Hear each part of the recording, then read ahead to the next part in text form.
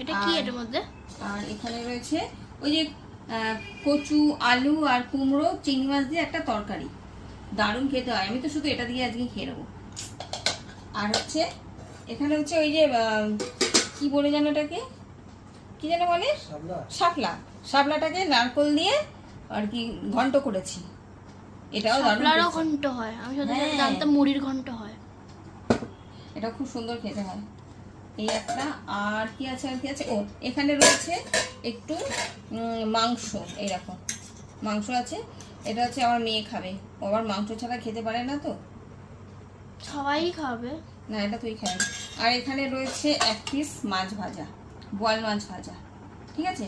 আর এগুলোই আমরা খাবো। আর এখানে যে ভেজে রেখে দিয়েছি ওটা দেখে দেখে খাবো। এটা আজকে আর এটা এখন খাওয়া হবে না, বিকেলবেলা খাবো, ঠিক আছে। এই হলো আমাদের রান্না বান্না। তো চলো আমরা খেয়ে নিই।